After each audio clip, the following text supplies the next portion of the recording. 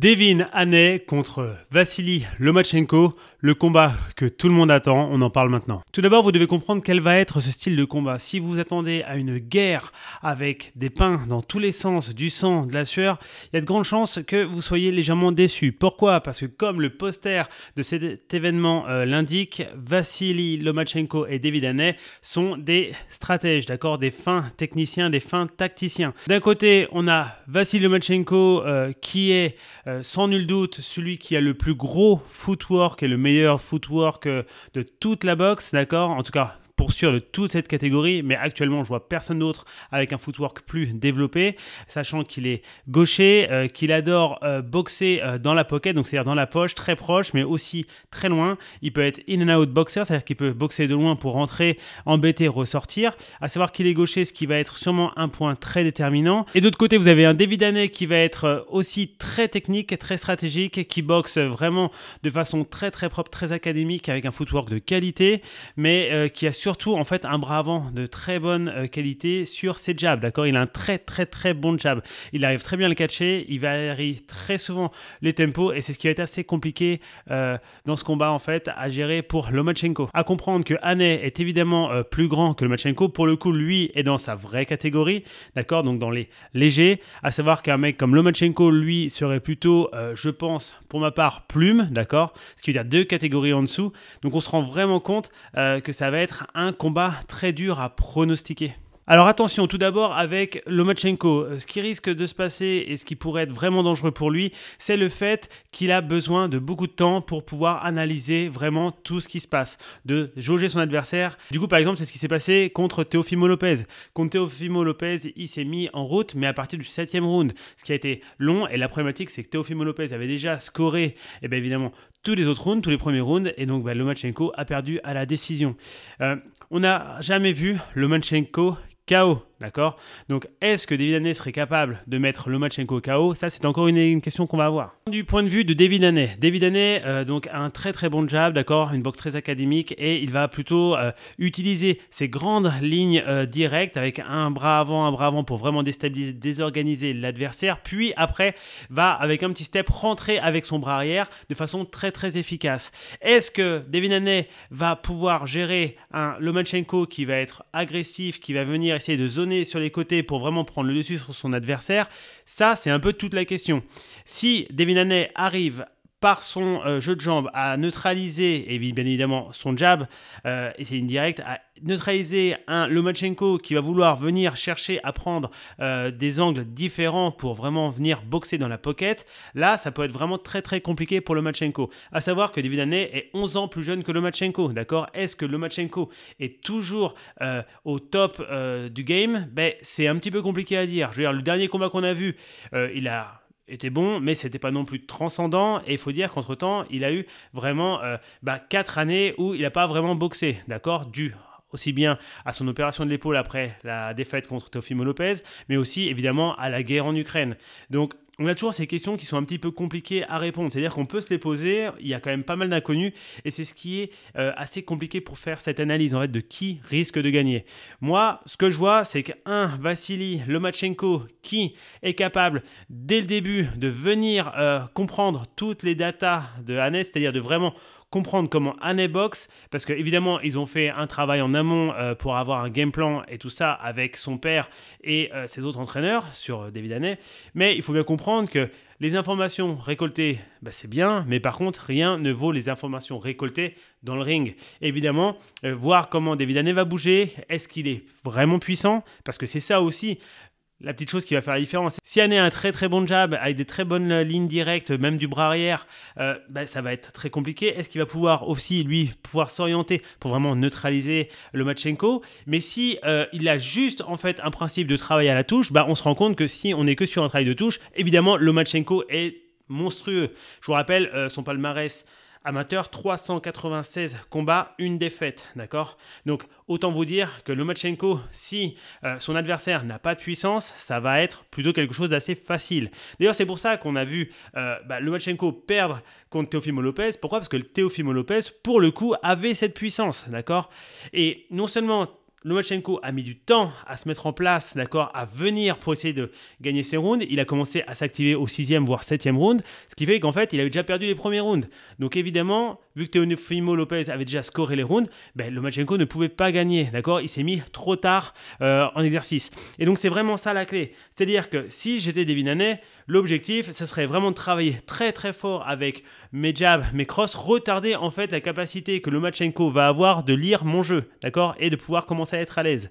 Et si, grâce à ça, j'arrive à mettre en difficulté Lomachenko, il y a de grandes chances que Haney gagne le combat.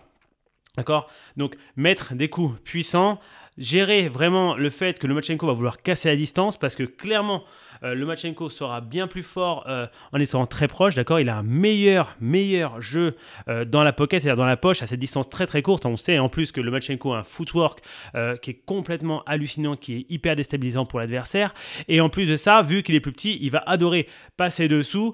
Et en plus, il est gaucher, donc il va tourner du côté un peu gênant pour Haney, c'est-à-dire qu'il va neutraliser le bras arrière d'Haney en venant sur le côté gauche d'Haney, donc le côté droit de Lomachenko. Bref, on connaît le principe en fait de ces gauchers à mettre le pied avant, donc leur pied droit à l'extérieur du pied avant du droitier pour pouvoir tourner et neutraliser les bras. Donc ça, voilà, ça va être les choses un petit peu compliquées.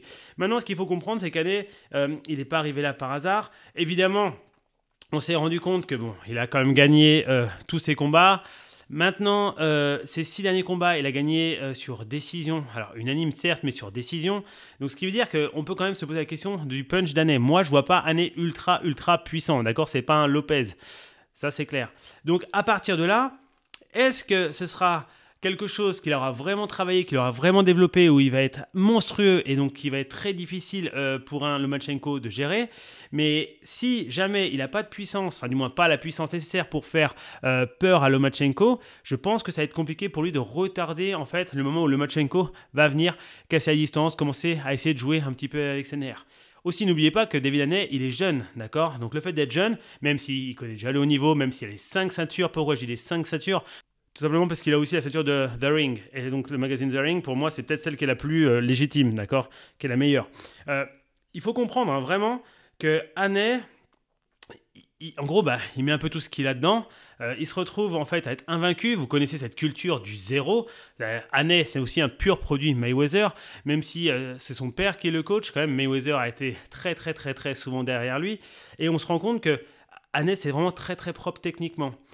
Mais j'espère, dans un petit coin de ma tête, que vraiment Lomachenko va gagner. Alors, la problématique pour Lomachenko est laquelle? Tout simplement, ce que je viens de dire, c'est-à-dire que s'il met du temps à prendre les informations d'Haney pour essayer de mettre sa boxe en place, ça va être compliqué. Il ne faut pas qu'il soit attentiste. Ce qui est très souvent la problématique de Lomachenko, c'est qu'il a tendance à regarder un petit peu pour rentrer dans la tête des autres, enfin de l'autre, d'accord, de l'autre boxeur. Et personnellement, moi, je ne vois pas un Haney dire Nomas, d'accord? Je vous rappelle que Lomachenko a eu ce fameux passage où on l'appelait Nomaschenko pour dire Nomas, c'est-à-dire j'en peux plus, contre Rigondeaux par exemple, où il avait dit non, Nomas au 5e ou 7e round, je sais plus. Et je vois pas trop Haney dans ce genre de choses, d'accord? Dans ce genre de profil. Donc ça va être pas si simple. Maintenant, il est clair que Lomachenko est meilleur au corps à corps, d'accord, meilleur en étant très proche. Il va avoir non seulement un avantage énorme par rapport à sa taille, puisqu'il est plus petit, il va avoir un bras de levier plus efficace à courte distance que celui de Devin Haney. Et en plus de ça, ce fait d'être gaucher, ça lui permet de pouvoir tourner et de rentrer des choses. Est-ce que Lomachenko va être capable en fait de le faire assez rapidement dans le combat? Je pense que ça va être la clé. Ça va vraiment être la clé. Maintenant, il y a des interrogations par rapport à Lomachenko. Quel est son niveau physique, d'accord? Même si Lomachenko a jamais montré de signe de fatigue, on peut quand même se poser la question. Ça fait quand même un petit bout de temps qu'il n'a pas combattu, en tout cas à si haut niveau que ça. On peut se dire, attention, est-ce qu'il est encore frais? Parce que mine de rien, Lomachenko, il est quand même beaucoup plus âgé, 11 ans de plus, comme je viens de dire, que David Haney. Est-ce que psychologiquement, il est au top? Même si je vois pas trop comment un mec comme ça, de ce niveau-là en boxe, pourrait être un petit peu avec un coup de moins bien. Mais bon, n'oubliez pas quand même, il y a eu ce facteur guerre qui était assez important. Et puis, il faut aussi comprendre que je pense que c'est pour lui un combat qui va être clé. Tout simplement parce que, donc, comme il est âgé, je pense que s'il perd celui-là, ça va être très compliqué derrière pour lui. Et Lomachenko, comme son nom l'indique, c'est Lomachenko. C'est-à-dire que moi, j'ai envie qu'il gagne tout simplement parce que derrière, il a encore des choses à faire. D'accord? Il y a encore d'autres combattants. Est-ce qu'il pourrait aller affronter un Gervonta Davis? Ce serait fou. Alors, attention, ça fait des années qu'on nous le promet, et pour l'instant, ça sent un peu la carotte du siècle. Mais bon, ça serait vraiment, vraiment intéressant. On pourrait aussi avoir des Shakur Stevenson. Bref, on n'en est pas là. Moi, par exemple, un David Haney, je le vois très bien monter dans les catégories supérieures. Alors que Lomachenko, clairement, il ne va pas monter dans les catégories supérieures, vu que je pense qu'il y a déjà 2 catégories au-dessus de ce qu'il pourrait faire. Ok. Ce que je vois aussi, c'est qu'un Lomachenko, lui, en fait, va essayer de rentrer un peu dans la tête de David Haney. Maintenant, alors au sens propre comme au sens figuré, comme ça il n'y aura pas de souci.